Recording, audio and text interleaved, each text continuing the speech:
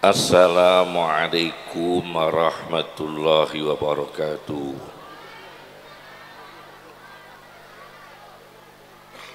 Bismillahirrahmanirrahim. Hamdan lillah,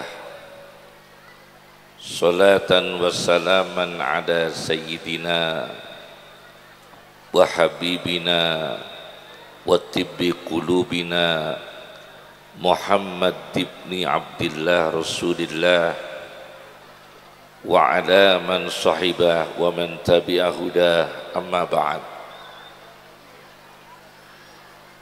Yang kami hormati Habib Muhsin dari Tanggul Jember, yang kami hormati Romo Kiai Ubab, Romo Kiai Naji, Romo Kiai Abdul Rauf, Romo Kiai Idrar, segenap para asatid, asatidah, peserta didik, para santri yang semoga diberkahi oleh Allah, dimuliakan oleh Allah, dibahagiakan oleh Allah, diberikan ilmu yang manfaat, ilmu yang barokah di dunianya, di alam barzahnya, kemudian di akhiratnya.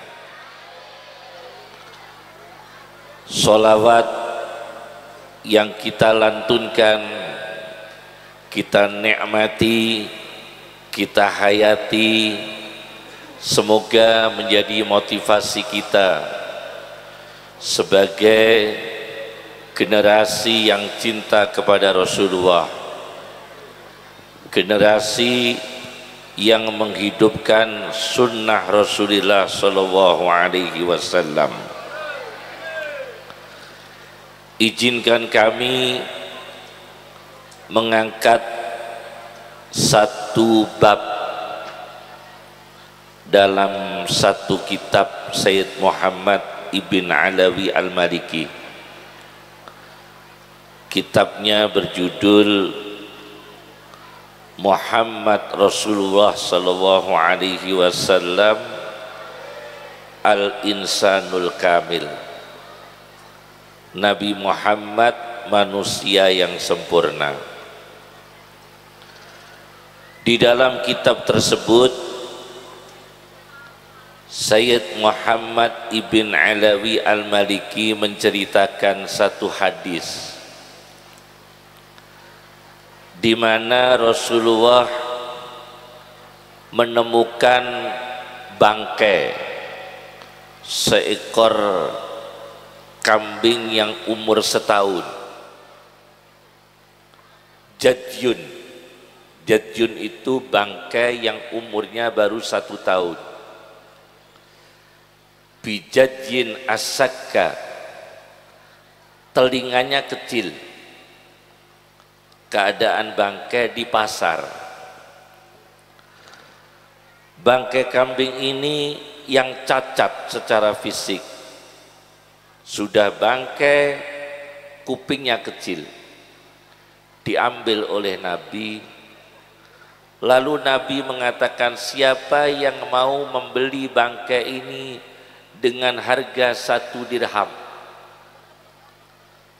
Semua sahabat menolak, tidak mau ya Rasulullah, karena bangkai kami semua tidak mau membelinya dengan 1 dirham.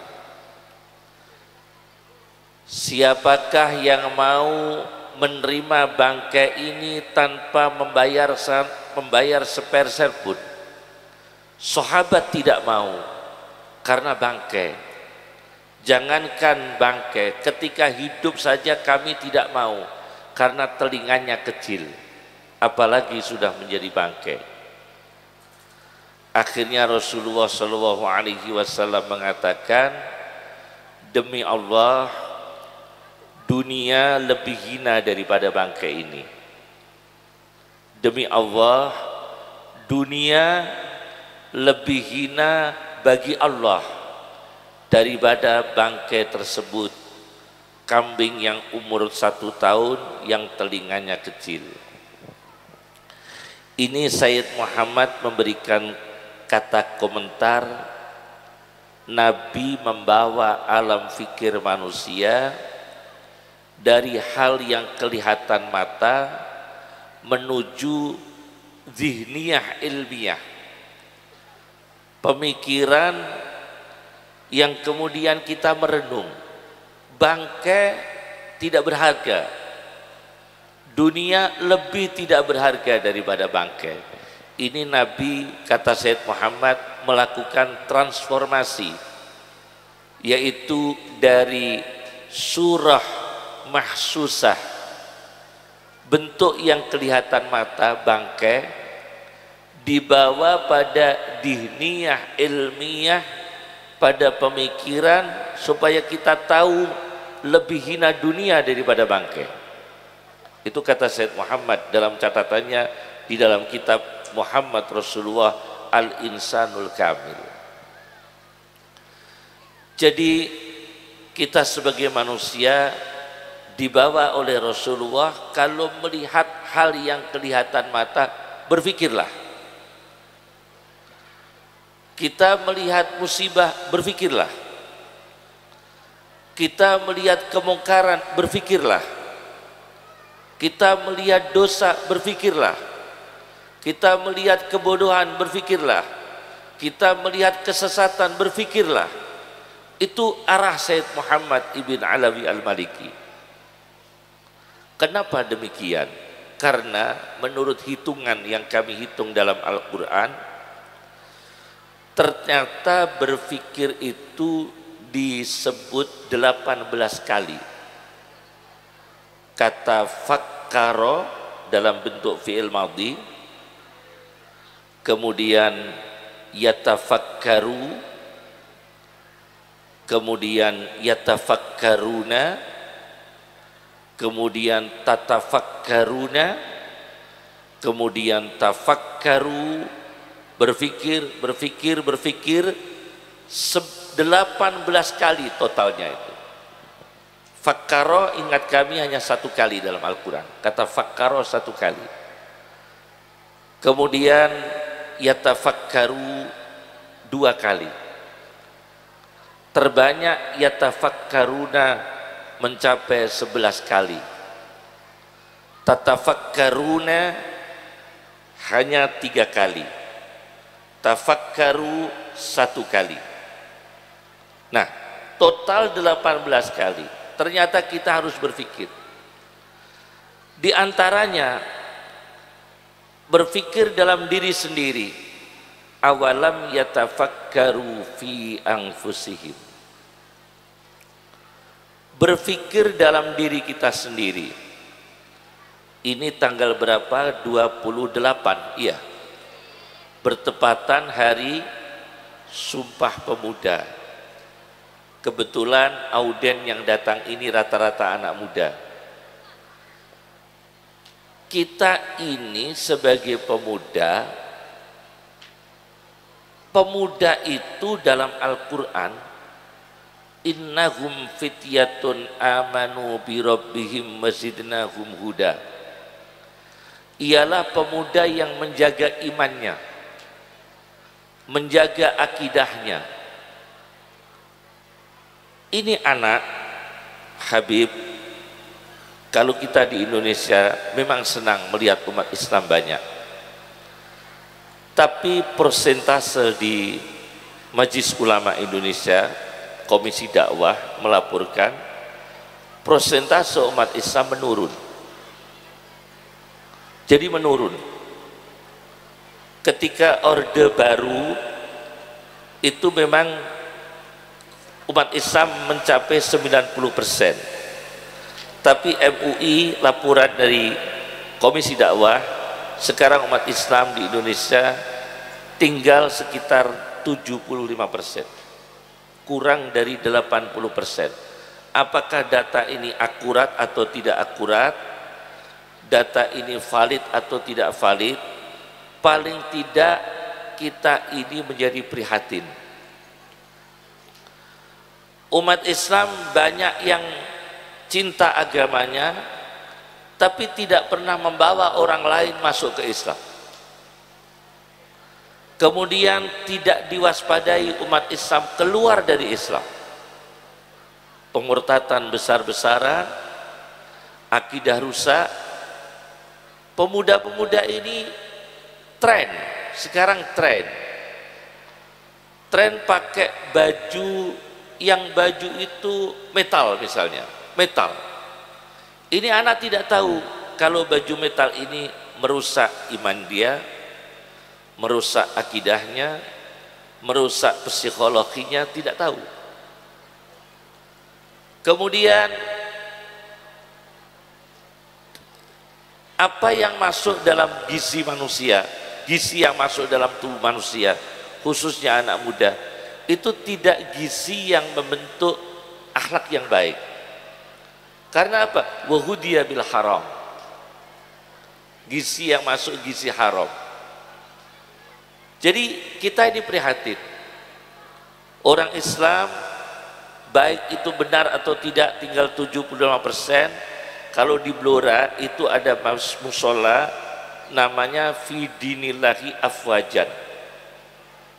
Di Blora itu ada musola namanya fi dinillahi afwajan.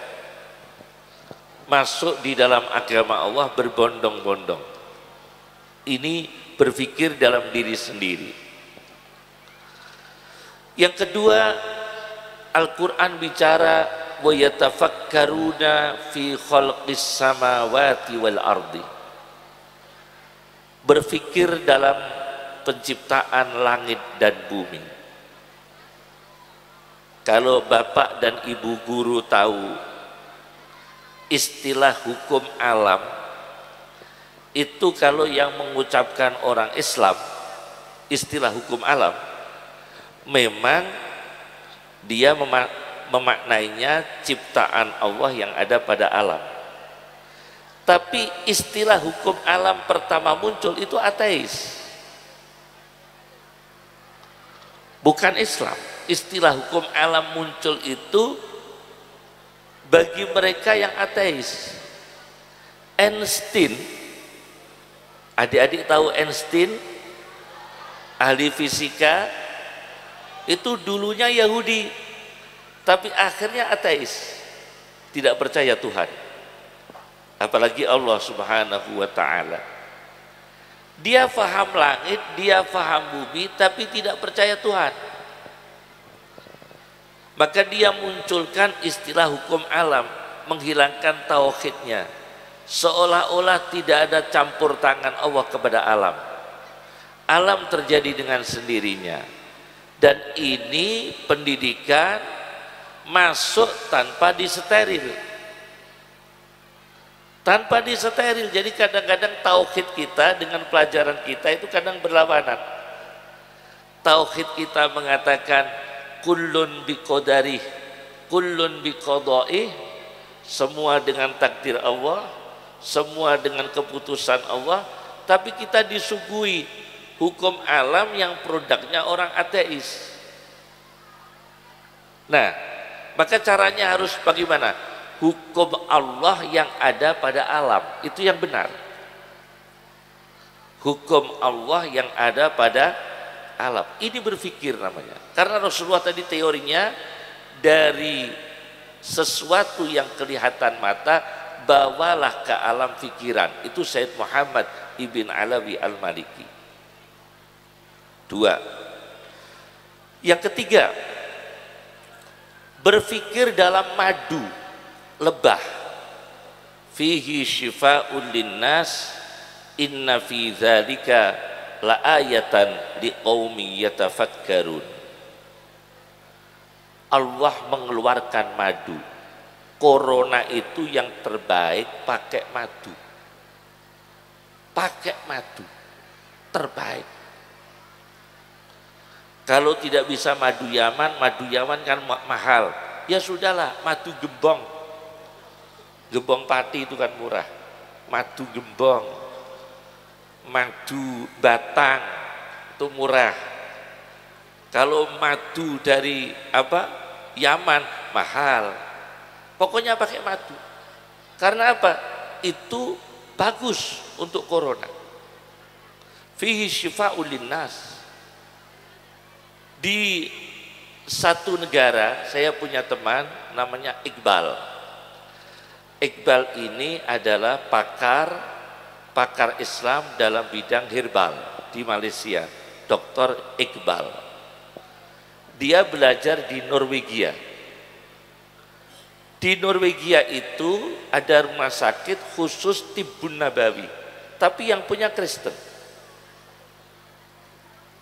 Rumah sakit Tibbun Nabawi, rumah sakit kedokteran Nabi, pakai jinten ireng, pakai wudu, pakai pokoknya habah sauda, madu, zam-zam, semua pakai kesehatan Nabi. Tapi yang punya Kristen. Dan notanya itu, saya dikasih tahu notanya itu, tulisannya wa nunazzilu minal Qur'an ma huwa syifa. Ada nota yang tulisannya fihi syifa'ul linnas. Jadi kuitasinya itu, buku-bukunya itu tulisan Quran semua. Pakainya pakai Tibbun Nabawi. Tapi kita umat Islam sendiri sudah meninggalkan Tibbun Nabawi. Kesehatan menurut Nabi Shallallahu Alaihi Wasallam. Jadi ini kita pakai madu. Kenapa? Menurut Ibnu Ashur, saya baca dalam tafsirnya At-Tahrir wa Tanwir, tafsir karya Ibnu Ashur. Ibnu Ashur mengatakan tawon atau lebah yang keluar madu itu tawonnya banci, tidak jantan, tidak betina. Itu temuan yang terakhir. Jadi menurut para ilmuwan, tawon atau lebah yang keluar air madunya, memproduksi madu, itu khunsa, hermafroditis istilah biologinya. Hermafroditis itu adalah banci. Jadi banci jangan LGBT, tapi banci itu beribadah. Orang yang sudah ditakdirkan Allah menjadi banci, jadilah seperti madu, tawon. Tawon banci itu yang mengeluarkan madu, betina tidak punya madu. Tawon betina tidak punya madu, tawon jantan tidak punya madu. Yang punya madu itu tawon apa? Banci, yang punya dua alat kelamin, jantan dan laki-laki, jantan dan betina. Itu khunsa. Maka kalau ditakdirkan Allah menjadi banci, jangan kemudian LGBT, tapi hidup pada ibadah Allah, produktif. Hidup pada sunnah Rasulullah, produktif, meskipun banci. Memang ditakdirkan Allah begitu, tetapi hiduplah di sunnah Nabi supaya mengeluarkan madu, mengeluarkan manfaat. Nah sekarang enggak, orang banci malah diberikan pujian, orang LGBT malah diberikan pujian. Fihi syifa'ul linnas inna fi dzalika, bukan orang banci, LGBT. Fihi syifa'ul linnas inna fi dzalika la ayatal liqaumin yatafakkarun. Jadi berpikir itu ada berpikir pada diri sendiri, satu. Yang kedua berpikir dalam langit dan bumi. Yang ketiga berpikir tentang produksi lebah yaitu madu dengan izin Allah Subhanahu wa taala. Ternyata madu keluar dari lebah yang banci, al-khunsa. Maka kita berpikir bagaimana kita ini menjadi pemuda yang menghasilkan tafakkur, berpikir yang berkarya, berkarya yang berpikir. Saya ingat ada ulama namanya Abi Dawud yang punya kitab Sunan Abi Dawud. Ada ulama Abi Dawud itu ahli hadis, beliau orang Afghanistan. Sijistan itu Afghanistan. Abi Dawud itu didatangi oleh ulama sufi namanya Sahal bin Abdillah At-Tustari, jauh-jauh dari Tustar. Tustar itu Iran, datang ke Abi Dawud Afghanistan, jauh-jauh. Itu tujuannya apa? Mau mencium lidahnya Imam Abi Dawud.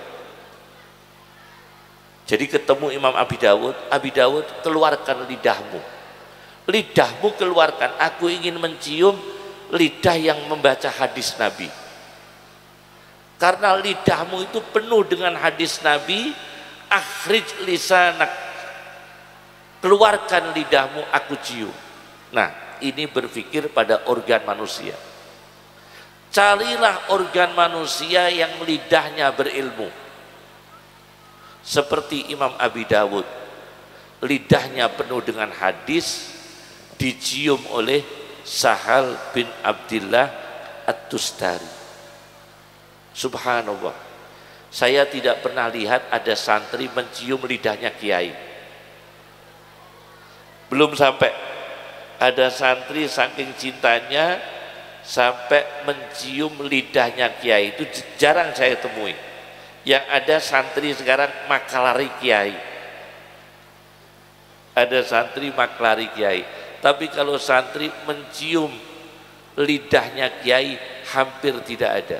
Ternyata dulu mencium lidahnya kiai itu pemuda ulama yang berpikir tentang lidah yang manfaat, lidah yang berilmu, lidah yang membaca hadis, lidah yang membaca Al-Quran. Itu pemuda-pemuda yang kita giring sekarang. Kemudian kita kembali lagi pada berpikir tentang obat. Memang isu corona ini kompleks sekali, Beb. Kita tidak bisa berpikir objektif, tidak bisa. Karena isu corona itu sangat-sangat sensitif. Yang baru sekarang ini di dunia pro kontra. Jangankan orang bodoh, ilmuwan saja pro kontra. Ilmuwan. Istri kami itu dokter. Dokter-dokter itu tidak semua sepakat. Ada yang begini, ada yang begini, ada yang begini, ada yang begini. Pro kontra. Kenapa bisa demikian? Karena kita tidak tahu konspirasinya. Maka kita harus berpikir. Berpikir konspirasi apa yang terjadi ini? Apakah ada kesengajaan virus itu dibuat? Apakah alamiah dengan izin Allah Subhanahu wa ta'ala? Tetapi pemuda sekarang ini, anak-anak kita sekarang ini, sementara ini pendidikannya daring sejak ada corona COVID-19. Masya Allah, pendidikan daring ini sangat-sangat memprihatinkan. Dari satu kelas saja, satu kelas itu yang maksimal mengikuti pelajaran kadang di bawah 30%. Betul ya? Di bawah 30% yang maksimal. Akibat isu COVID-19. Belum kenakalan yang timbul selama COVID ini. Karena waktunya tidak ada waktu yang positif. Mulai pagi sampai malam, besoknya lagi. Maka berapa anak yang bergaul bebas? Berapa anak yang di kafe? Berapa anak ada di tempat-tempat kemungkaran? Berapa anak yang meninggalkan sholat? Berapa anak yang hidup dalam pergaulan bebas selama COVID ini? Itu tidak bisa dihindari akibat isu COVID. Maka saya mengatakan berpikir, harus dipikir. Kita percaya, tapi jangan mengimankan seperti rukun iman. Maksud saya begitu. Kita percaya adanya COVID, tapi jangan mengimankan seperti rukun iman. Kedua, ada satu arahan dari para ulama, apabila terjadi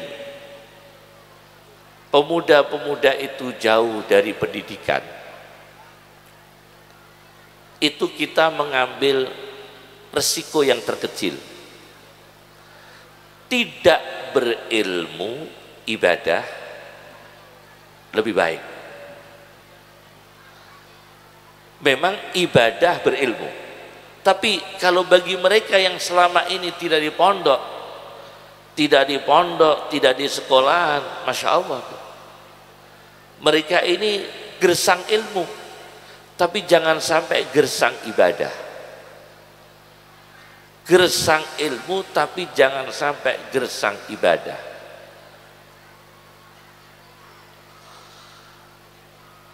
Angka kenakalan kita termasuk tinggi.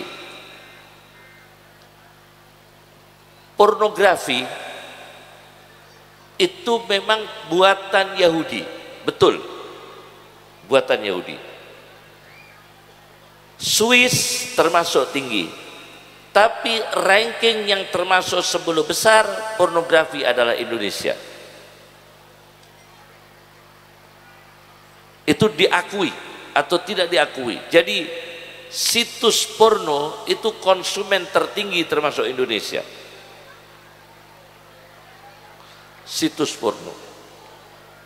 Padahal porno itu merusak saraf. Bukan hanya merusak akal, merusak saraf, otak. Awalam yatafakkaru fi anfusihim. Apakah tidak berpikir? Game, anak-anak ini sekolah kalau pakai HP nggak meninggalkan game, video game. Video game itu sangat-sangat berbahaya pada jantung. Berbahaya pada jantung dan berbahaya pada otak manusia. Awalam yatafakkaru fi anfusihim. Merusak pada jantung, merusak pada otak manusia. Awalam yatafakkaru fi anfusihim. Berfikirlah ulang. Maka kata Rasulullah dalam kitab Ihya Ulumuddin, meskipun hadisnya dhaif, aksaru ahlil jannah al-bulhu. Kebanyakan penghuni surga itu tidak pengalaman. Al-bulhu itu dalam kamus ayat jamak dari kata ablah, man la khubratalah, orang yang tidak punya pengalaman. Jadi besok di surga kebanyakan orang ahli surga itu tidak punya pengalaman. HP-nya jadul. Itu penghuni surga. Tidak pengalaman. Tidak bisa lihat situs-situs komputer yang aneh-aneh. Tidak pernah ke tempat diskotik. Tidak pernah di kolam renang. Tidak pernah di tempat-tempat maksiat. Tidak pernah piknik di Bali. Tidak pernah piknik di Hollywood. Tidak pernah piknik di Hong Kong. Orang yang nggak pengalaman itu rata-rata penghuni surga. Itu kata Imam Ghazali dalam kitab Ihya Ulumuddin, meskipun hadisnya dhaif itu. Aksaru ahlil jannah al-bulhu. Jadi sebaiknya anak-anak kita ini bentuklah tidak pengalaman. Sebaiknya tidak pengalaman itu ada baiknya. Pada akhir zaman orang lebih baik tidak pengalaman dalam hal tertentu. Memang pengalaman dalam hal yang baik boleh, pengalaman teknis baik, Tetapi pengalaman duniawi kembali pada Rasulullah mengambil bangkai kambing tadi. Ini kambing lebih hina dunianya daripada kambing yang bangkai. Sampai Imam Ghazali mengutip hadis aksaru ahlil jannah al-bulhu, kebanyakan penghuni surga itu tidak pengalaman. Masya Allah, dalam kitab Ihya Ulumuddin. Ada lagi, yang pertama tadi organ lidah. Imam Abi Dawud lidahnya dicium oleh Sahal bin Abdillah At-Tustari. Kemudian telapak kaki. Yunus bin Ubaid, ada kitab namanya At-Taqwa, kitab berjudul At-Taqwa 2 jilid, karya Dr. Adib Soleh. Ada ulama tabi'in Yunus bin Ubaid itu ketika beliau menjelang wafat melihat kakinya. Yunus bin Ubaid itu tabi'in, sebelum wafat dia melihat kakinya, telapak kakinya, kemudian menangis.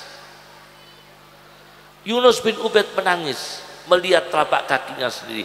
Apa yang menyebabkan beliau menangis? Beliau menangis, ya Allah, kenapa telapak kaki kami tidak pernah berdebu, tidak pernah kangelan, tidak pernah kotor, berdebu di jalan Allah, berdebu mengaji, berdebu perang fisabilillah. Kenapa telapak kaki kami tidak pernah berdebu di jalan Allah? Itu Yunus bin Ubaid menangis. Jadi pemuda-pemuda ini disetting bagaimana lidahnya membaca ilmu seperti Abi Dawud. Yang kedua, bagaimana telapak kakinya ini berdebu di jalan Allah, berdebu untuk jamaah. Besok ini tanggal 9 kami diundang di Unisula untuk menata bagaimana menata kampus dengan konsep jamaah, menata akademik dalam konsep jamaah. Jadi jamaah itu melahirkan tata cara akademis yang baik. Yunus bin Ubaid menangis, telapak kakinya tidak pernah berdebu di jalan Allah. Tangan kita tidak pernah berdebu. Sampai dalam kitab taklim kalau tidak salah, kitab saja dilumuri dengan debu. Orang haji yang sangat istimewa, orang haji yang kusut, yang penuh dengan debu. Jadi kita berdebu. Nah, biasanya yang necis-necis itu, yang penampilannya bagus, yang necis-necis, itu memang Masya Allah, memang di sana ruangnya. Tapi kalau untuk hal-hal yang keagamaan, itu penuh dengan debu, kusut, kotor, tidak rapi.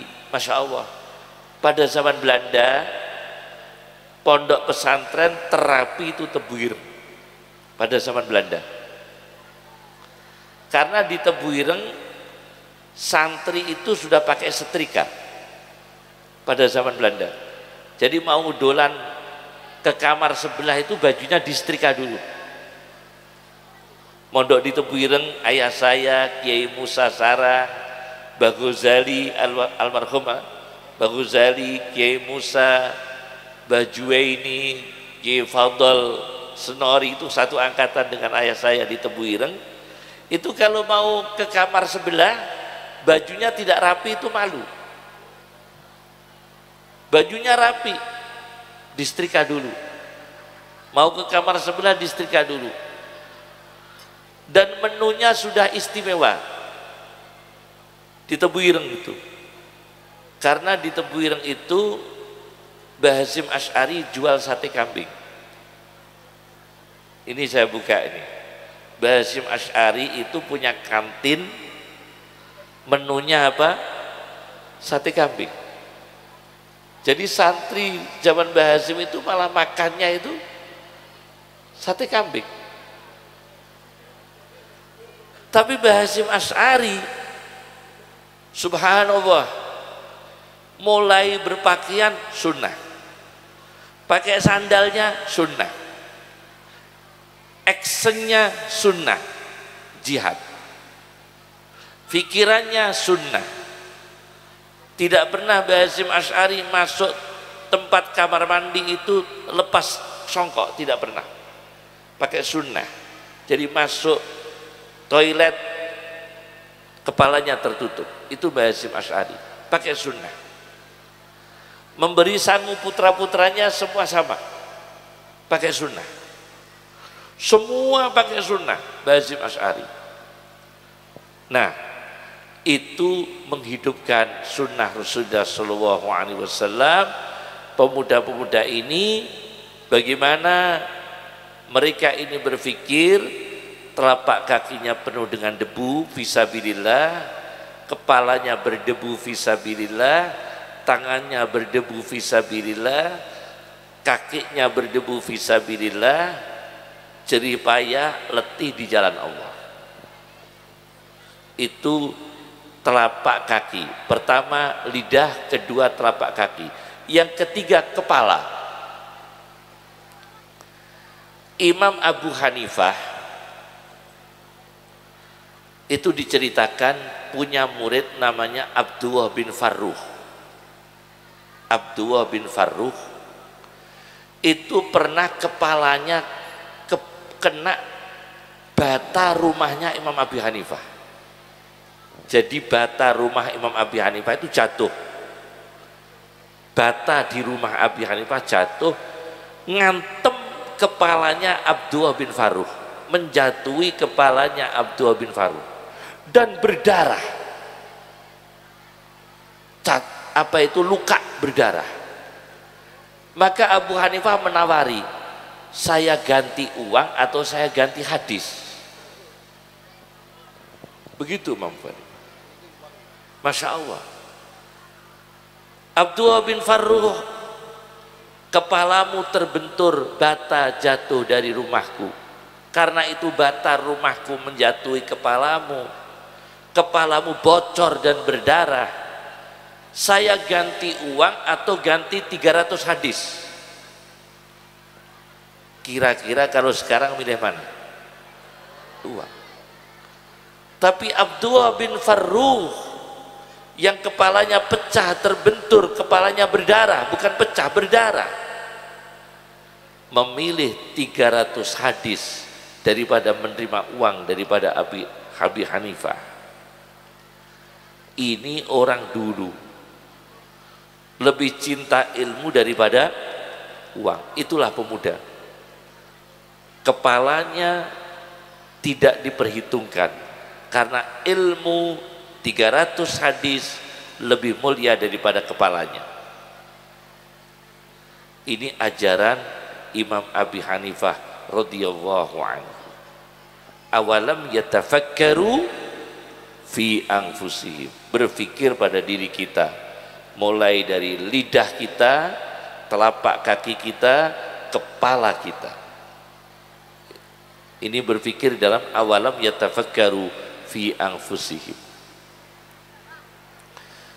Kemudian untuk pemuda-pemuda, adik-adik yang mondok, target kita adalah menjadi anak soleh. Berilmu itu nomor 2. Target kita adalah menjadi manusia soleh. Ada dokter Ali Fikri. Dokter Ali Fikri, bukan dokter, dokter. Ali Fikri itu dokter. Punya kitab Al-Insan, As-Samirul Muhaddib, Ahsanul Qasas, dan sebagainya. Dokter Ali Fikri menceritakan, Umar bin Abdul Aziz itu kan pejabat, sultan. Beliau tidak begitu memikirkan masa depan anaknya dalam soal dunia.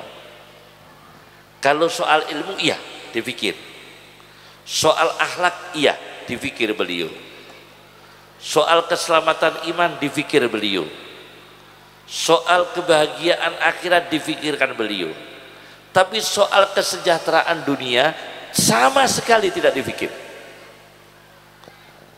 Beliau kemudian ditanya, wahai Umar bin Abdul Aziz, Anda ini penguasa, Anda ini sultan, khalifah, kok tidak memikirkan anak-anak penjenengan, kesejahteraannya, kerjanya apa?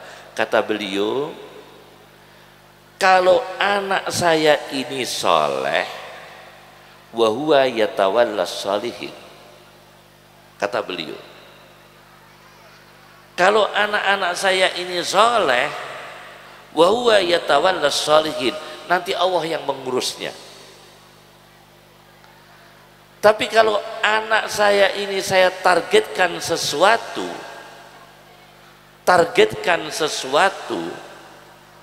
maka sekarang ini kecenderungannya kan aneh. Saya punya beberapa, seperti saya sekarang ini pakar bedah saraf terhebat se-Asia Tenggara. Itu kan Abdul Hafid Bajamal, profesor di Surabaya. Itu profesor Dr. Abdul Hafid Bajamal. Itu pakar bedah saraf. Anaknya mondok di Habib Umar Tarib. Lu aneh kan? Tafaqquh fiddin. Malah tafaqquh fiddin. Juga aneh. Saya pernah didatangi di Hotel Kron, waktu itu saya ada acara di Mabes TNI kalau tidak salah, atau di mana? Iya, di Depok. Saya didatangi oleh seorang wakil direktur rumah sakit Yarsi. Itu dia ahli tentang dalam masalah meneliti halal haram. Dia itu berpikir bagaimana anaknya itu ngaji. Lu aneh kan? Jadi orang yang pendidikan umum sekarang terbalik.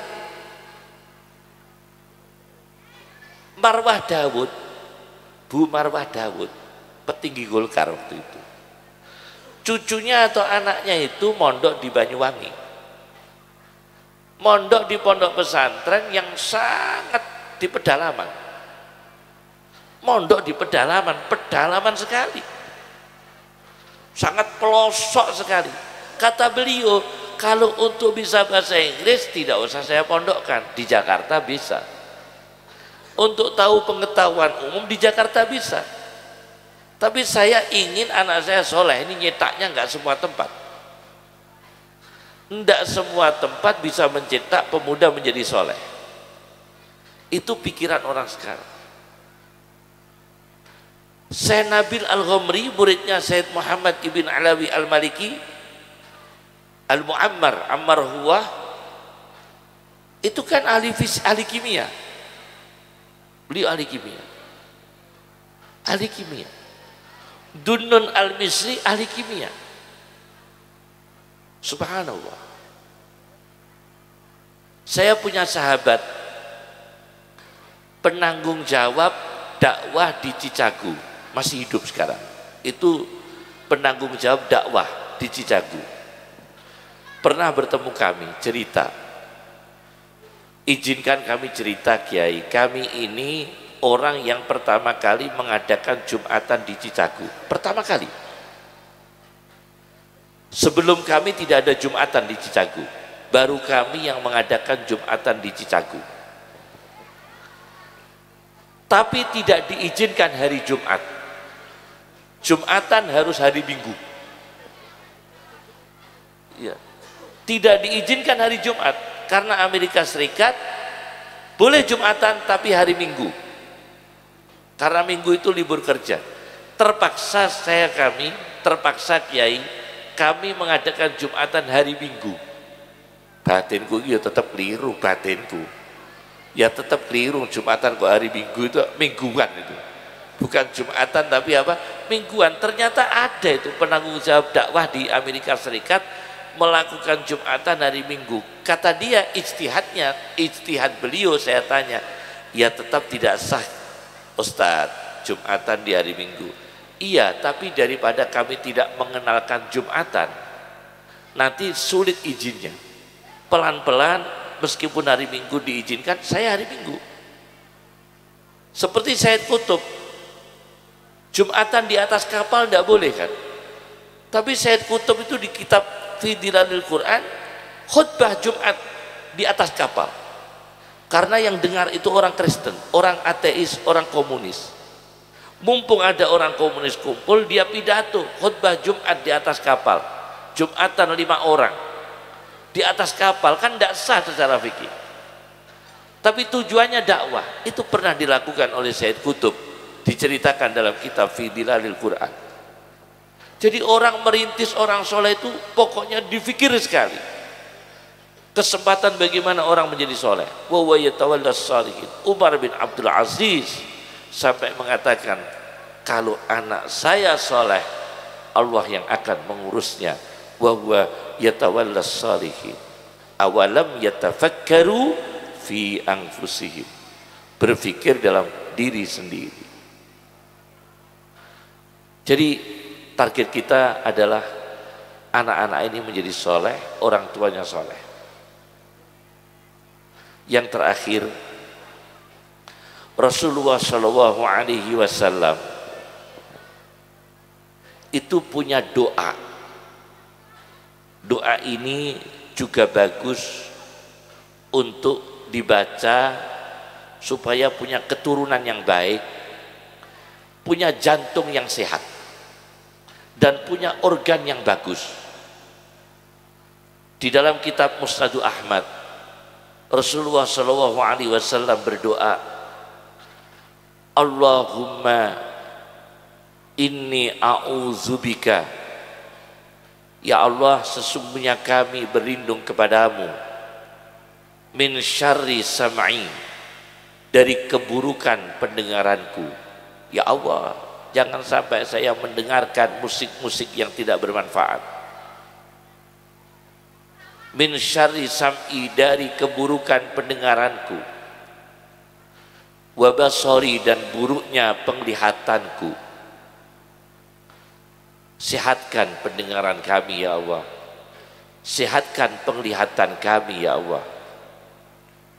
Allahumma inni a'udzubika min syarri sam'i wa basari wa qalbi, dan hatiku, dari keburukan hatiku, dari keburukan jantungku, wa mani, dan spermaku. Sampai begitu Rasulullah, dari buruknya spermaku, jangan sampai menjadi wujud manusia yang tidak engkau ridhoi ya Allah. Sampai begitu Rasulullah tentang anfusihim. Sampai Rasulullah berdoa, Allahumma inni a'udzubika, ya Allah, sesungguhnya aku berlindung kepadamu, min syarri sam'i, dari keburukan pendengaranku, wa basari, dan keburukan penglihatanku, wa qalbi, dan keburukan hatiku, wa mani, dan keburukan spermaku. Sampai dipikir keburukan sperma. Jadi Islam memikirkan, jangan main-main masalah sperma itu. Kawin sesama jenis itu jelas tidak boleh.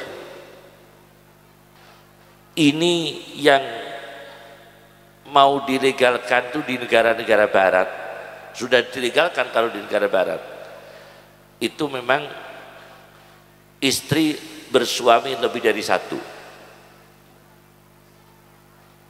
Ini tadi kalau langsung ke Indonesia, subhanallah, karena Indonesia menjadi barometer tadbikul penerapan Islam itu, tarbikus syariah itu Indonesia menjadi contoh, tadbik.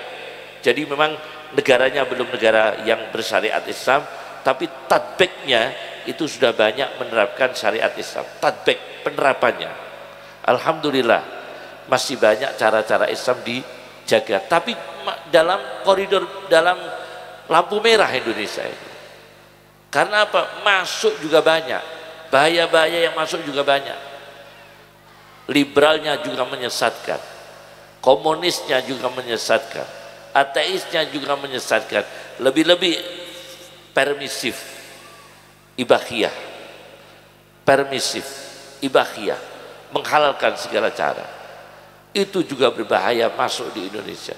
Dan korbannya adalah anak-anak, korbannya adalah para santri. Dulu itu kasus narkoba itu hanya di perkotaan, sekarang di desa. Bukan di perkotaan, di desa. Dulu itu kriminologi, orang belajar kriminologi, ilmu tentang kriminologi. Abdul Qadir Audah itu mengarang kitab khusus tentang hukum kriminologi, namanya At-Tasyi'ul Jinai, 2 jilid. Tentang kriminologi itu dulu korban maupun pelaku kota, sekarang enggak, di desa.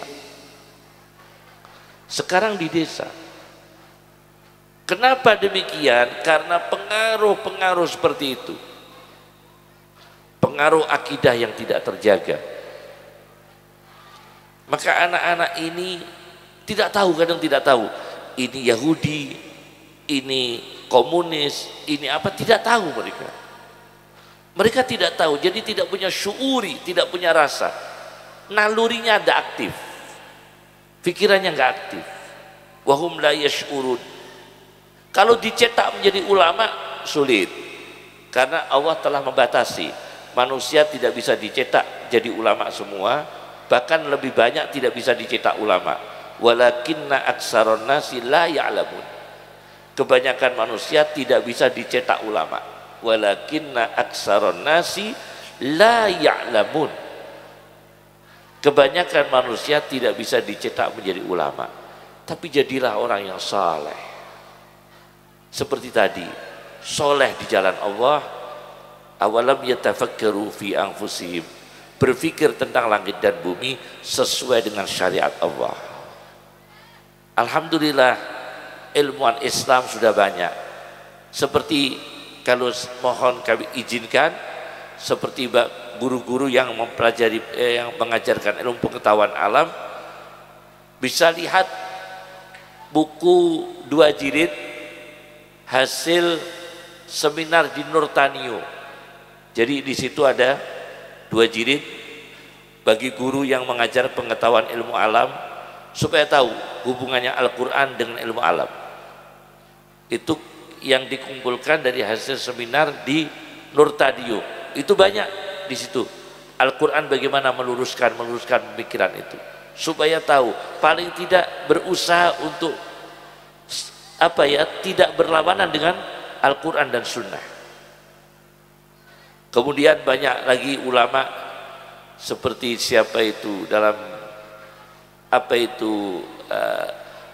Al-Mu'jizatul Ilmiyah fis Sunnah, juga ada Al-Mu'jizatul Ilmiyah fis Sunnah An-Nabawiyah dan sebagainya.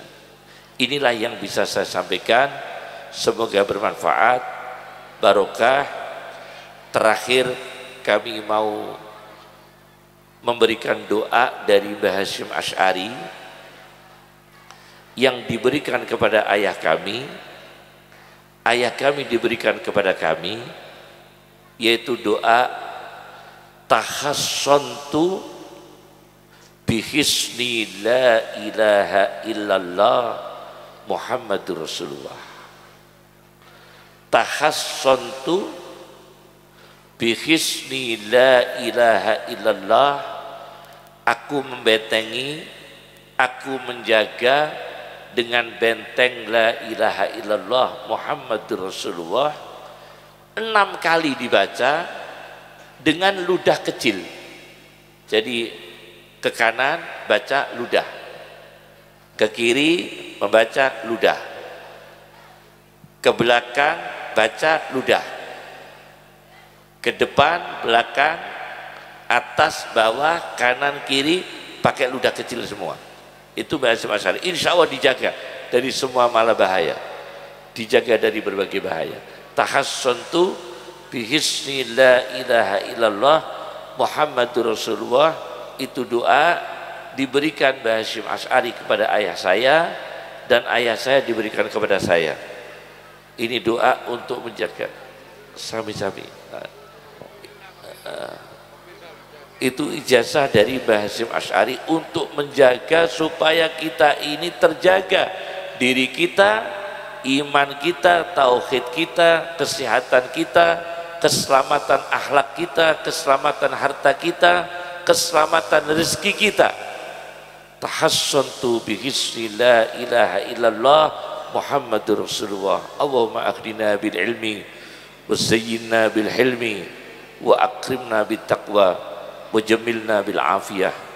Allahumma ja'alna min ahlil haq alladhina tulabul haq minkal haq ya haq wa bil haqqi anzalnahu wa bil haqqi nazal.